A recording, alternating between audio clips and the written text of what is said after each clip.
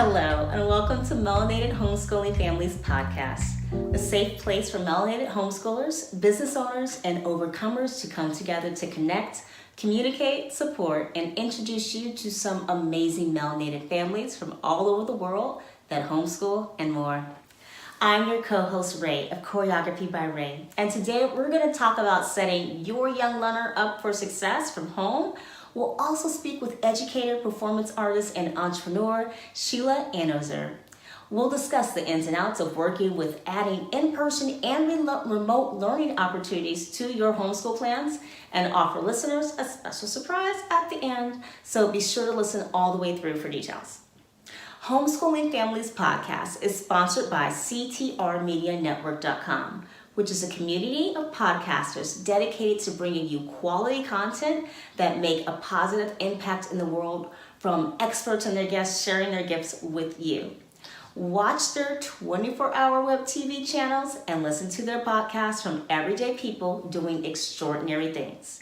Check them out today by going to CTRmedianetwork.com. A lot of families move to homeschooling because maybe something about in-person school just didn't work for them, or maybe they just want to make sure their kid gets a quality education. Within that framework, our kids are still looking for some routine and familiarity. I have students show up and I see that the parents have decorated their space, their learning space. That has set up for the child that it's gonna be learning time. Now granted, not everyone can afford to have a separate room or something like that, but I've seen people just put down like a little placemat at the dining table, and I'll see kids with their crowns ready and their paper ready, and it's clear that their family has set them up for success. So my tips for you today to help maximize learning for your young learner are to set the stage for learning at home, whether it's decorating the space or just helping them prepare, having their things packed or organized, set aside so that they know what's going to happen. Manage bathroom breaks and water needs and snack needs and all that stuff. Get all that set up before you start whatever that learning thing is, so that they're not doing a lot of multitasking. Doesn't matter if it's like in a class with someone else or if it's just a class with you. Try to reduce your multitasking so that kid can really focus. To manage your child's expectations, so have that conversation with your child beforehand so that they know what class is going to be about. I've had so many kids come into hip hop and think they're going to be dancing to Let It Go from Frozen. I have one parent who asked me to explain all the hip hop moves in Pokemon terms, which would be great if it was a private lesson. It was a group class, and not all the kids watch Pokemon. So that wasn't really something that was going to benefit the group as a whole. But by having the conversation with her child beforehand about what class might entail and that not everything's going to be in Pokemon language, it would have helped shape that child's expectations for class. And then, of course, set yourself up for success. Make sure you have time in your day to do the things you need to do. So what do you need to do so that you don't feel stressed looking for Zoom links last minute or looking for your child's state curriculum guides? What are you doing to support yourself? Or what are you doing to create space in your calendar, in your day, so that you just feel like, I got this? Because you got this! Yes, you do. Our special guest today is Sheila Anozier. She is a dancer, singer, painter, co-founder of fashion line BB3, and she is also super passionate about empowering children. She's going to share with us some of her secrets to creating enriching learning opportunities for kids, and hopefully give us some knowledge bombs that we can use at home in our own classroom or to prepare our kids for going into outside learning spaces. Hi, Sheila. Thank you so much for joining me today. Hello. Thanks for having me. Of course. So, you are a New York City resident, correct? In New York City, yep. New York City resident. Awesome. How's the weather there right now? It's cold. It's chilly. It's chilly. It was starting to get warm. You know how spring is. They start to tease you a little bit. Spring starts to tease, like, no, not quite yet. Quite yet. Please. Not quite yet. Well, thank you so much for taking the time to do this interview with us here at Melanted Homeschooling. I'm super excited to have you here. Sure. What our focus has been on is talking about young learners. Now, you have had a lot of experience working with children in many capacities, dance and sing and so many other things, which I'll let you fill everyone in about that. I, of course, know a lot about you. We've known each other for years, but our audience does not. So why don't you go ahead and first, just tell us a little bit about what you do as an artist, how you define yourself artistically. Okay. First and foremost, my art started with writing and then moved into dance and then moved into art making and then teaching and singing, and all of those areas encompasses me as an artist. I've been teaching dance for at least a couple of decades to children of all ages, but mostly the little ones, all the way through people in their 90s, which is great joy and great fun. So it's something that I've been doing for a long time. I've learned a lot. I've had all sorts of types of folks who are learning dance from me. Little children, obviously, as I said, and also like special needs kids, general population children, deaf children, 90-year-old children. It runs the gamut. It runs the gamut. Awesome. And why don't you tell us a little bit about the style of dance that you teach? I mostly teach Afro-Haitian dance. It's folklore dancing. So all of those dances have the weight of history to them. They're great because it also has rhythms that go along with the dances. That's great also because it also has songs that are associated with the dances. So there's a story behind it. There's a weight to it with the history.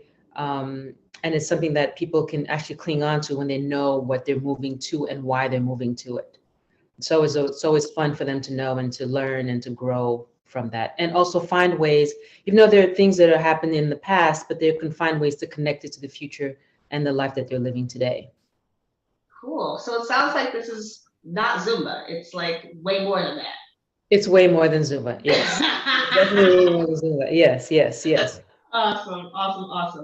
Yeah. So a lot of our audience are families who are fairly new to homeschooling, and then we have a number of families who have been homeschooling for a while, and they're always looking to find ways that they can help their kids succeed in that kind of homeschool environment. Now, homeschool environment can mean going to an online class or going to in-person class. You and I actually met in an in-person dance studio where I was assisting you. So I would love to just hear from you a little bit about what you see makes learning a success for a student, because what you teach has so many different levels. So how do you help kids succeed in your program?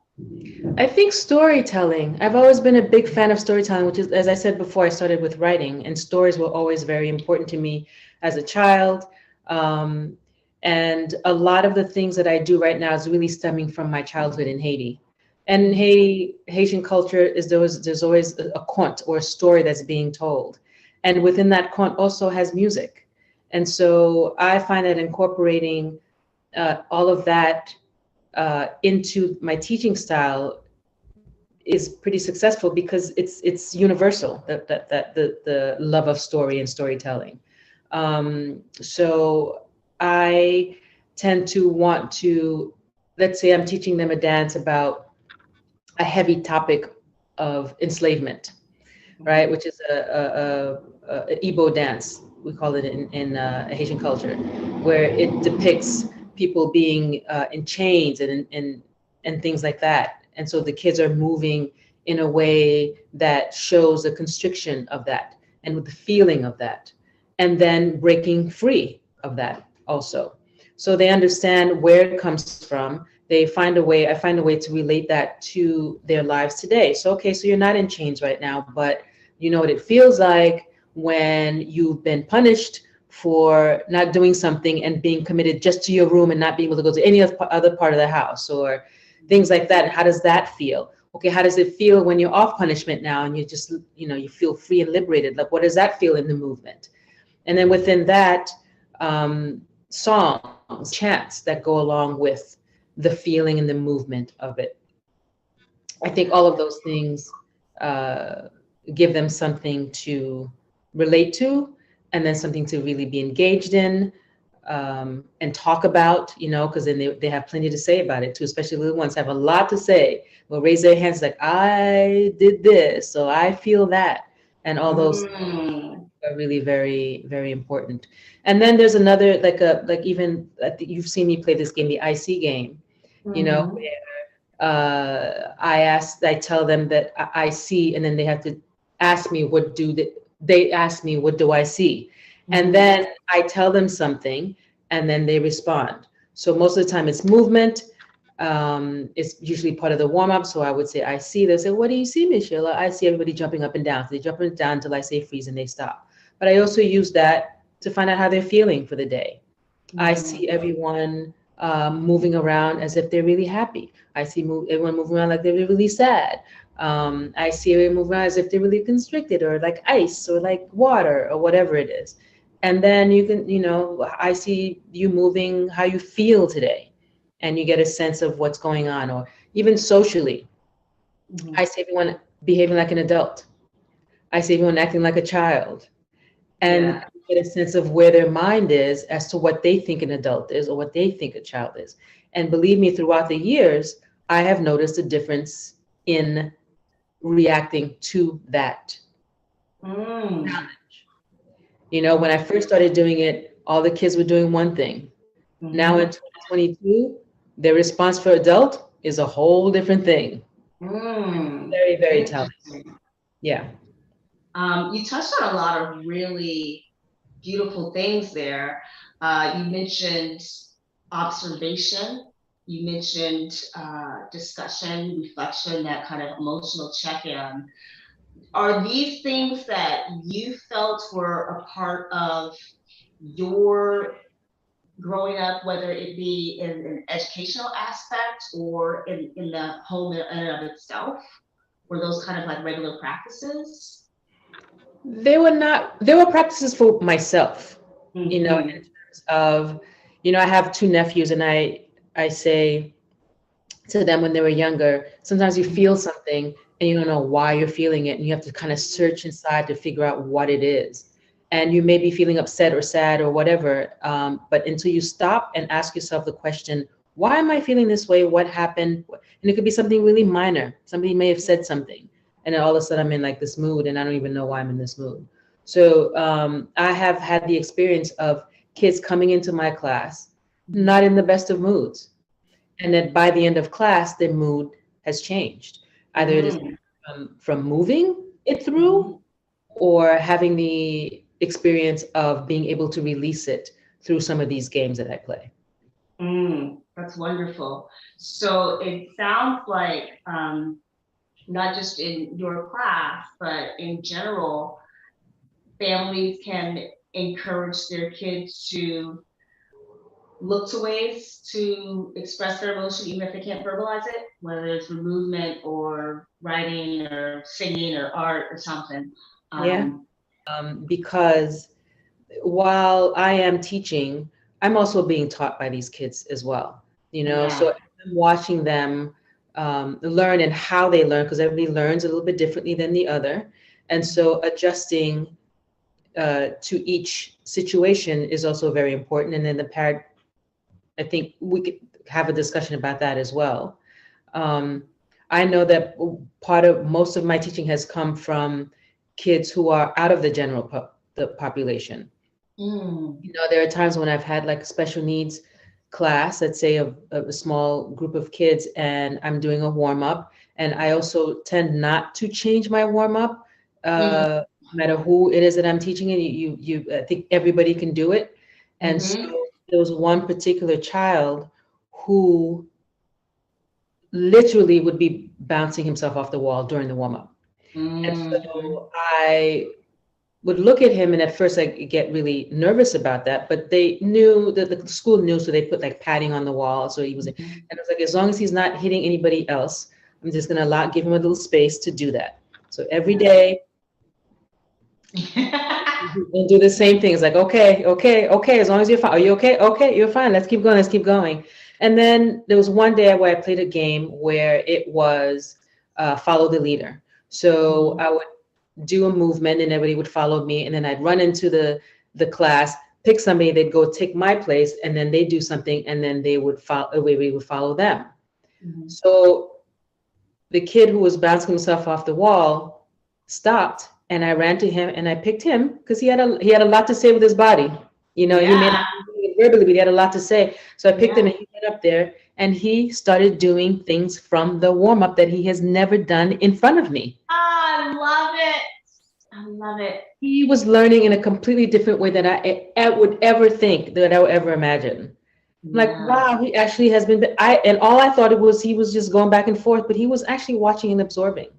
Yeah. So a conversation with the parent about that, because I'm sure maybe the parent may already know this, or maybe they haven't gotten a chance to really know this, and maybe the teacher can tell them this and use that to this. Just because he's not listening in the way that we think he should be listening, or she should be listening, you can find out in other ways whether or not what you're trying to convey to him has actually reached him or her. Yeah, it was a great, great lesson for me. Awesome. It's a great lesson for me too. I love that. I love that. Yeah. It happened to Yeah, you. it's a beautiful moment. Yeah. I sometimes, have to pause myself, because sometimes I'm thinking, just do the moves, come on. We don't have time. But then I just have to like check in with myself and be like, okay, why is it important that they do the moves, and what do I want them to gain? And generally I just take a breath, and I try to focus on something else. Yeah. And same with not such an extreme example, but generally I will find when I wind up playing Simon Says Hip Hop. Right. The kids are actually taking in so much more than would look apparent. So whereas I see somebody playing with their toys, or sitting down, or what have you, actually they're just taking in all kinds of stuff, which is so cool. And they can tell me the names of moves and do the moves, and I'm just right. Wait, I thought you were asleep the last 6 classes. So, yeah. And we do that. I think we do that. I mean, there have been times where, I have not been able to dance for health reasons. And yet I go to the class anyway, and I sit and I watch and listen to the music. And then I realize that I pick up something that maybe I normally wouldn't, or I didn't think I could pick up without actually doing the movement myself.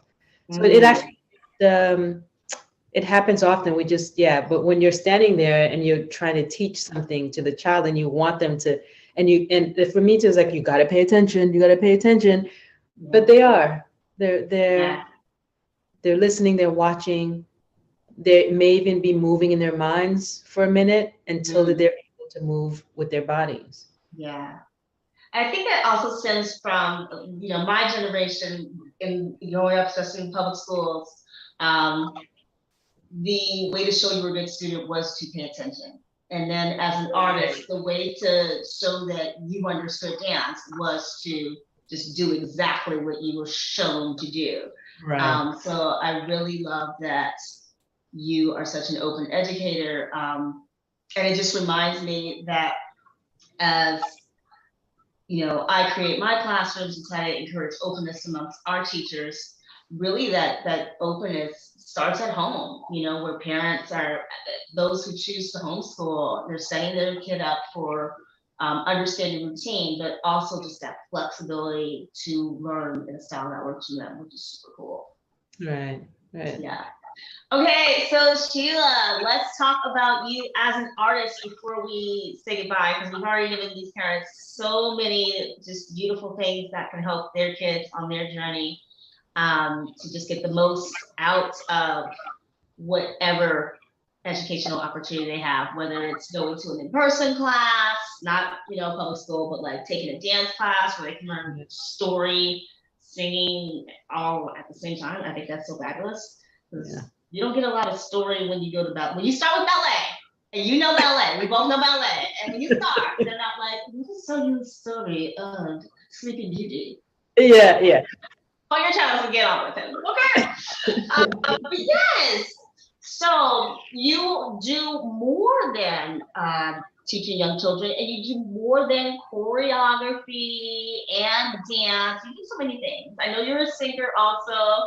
And this shirt that you are rocking right now, tell us a little bit about it. Yes. So sac passé is a Haitian phrase, a Haitian Creole phrase that is very common. It's been common forever. So the response is on the back. Oh, yes. Right. So, my brothers and I started this company as a way to celebrate our Haitian heritage.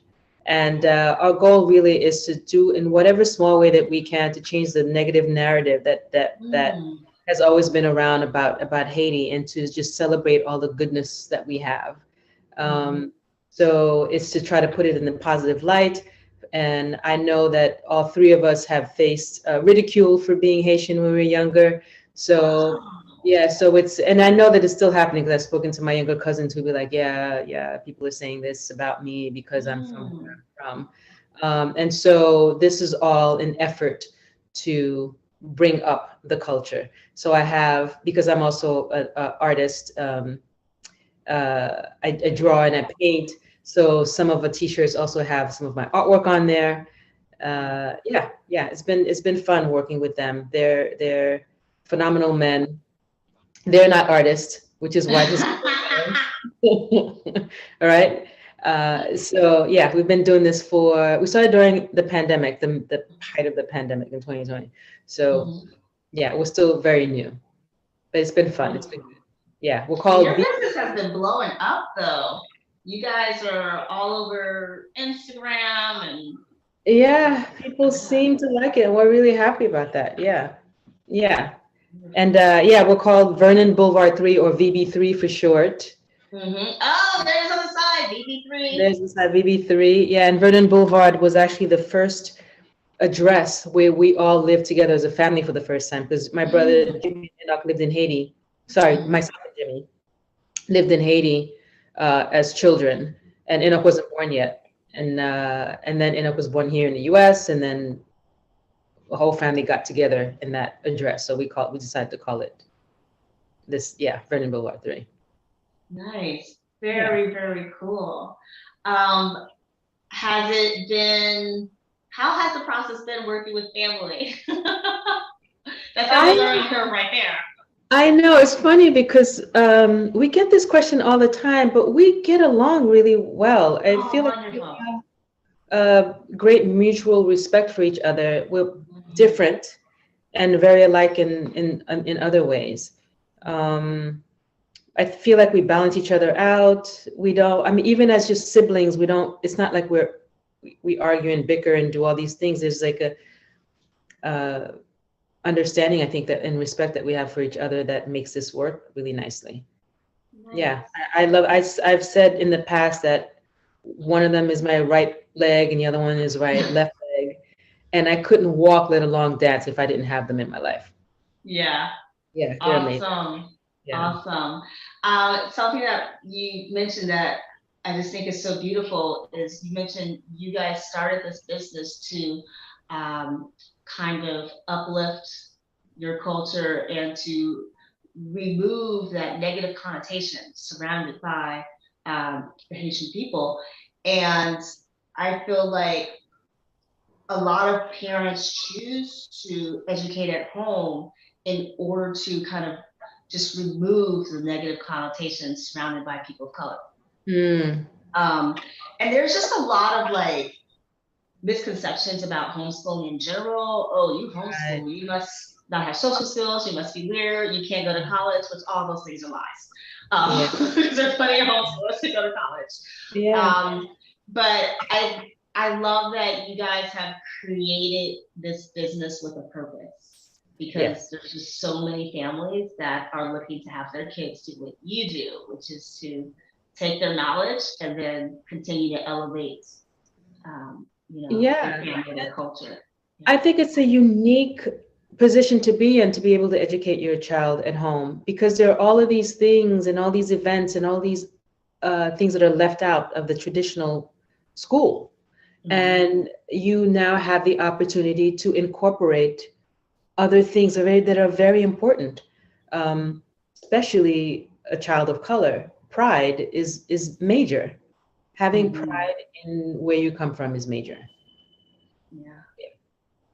Cool. Awesome. Well, we are definitely going to share information on these cool shirts, because now that I know there's writing on the back too, I want one. I think everyone should have one. Sheila, thank you so much for being my first guest on this thing with Melanted Homeschooling. It has been a true honor to learn from you, and I wish you continued success. Thank you for sharing your time and your knowledge, my friend. Thank you. That's it for us today, my friends. Thank you so much for joining us here at Melanted Homeschooling Families. Melanted Homeschooling Families podcast is sponsored by CTRmedianetwork.com, which is a community of podcasters dedicated to bringing you quality content to make a positive impact in the world, from experts and their guests sharing their gifts with you. Watch their 24-hour web TV channels and listen to their podcasts from everyday people doing extraordinary things. Check them out today by going to CTRmedianetwork.com.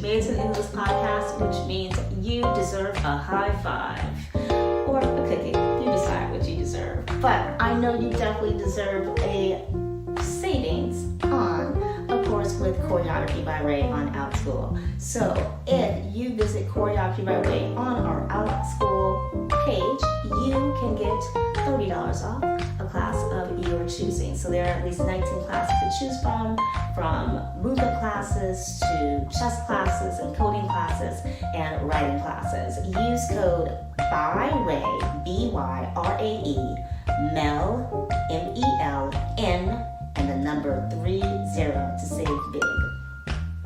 You can also visit us at choreographybyrae.com and save big on chess and story time, as well as our spring break movement classes by using the same code BYRAE, MELN 30. Thanks so much, everybody. Also, we are giving away a t-shirt from VB3. That's right, the Hot Haitian Creole line. If you want to have a chance to win a t-shirt from VB3, then go ahead and look us up on Instagram for details on how you can be a lucky winner. Until next time, my friends, be well and keep learning.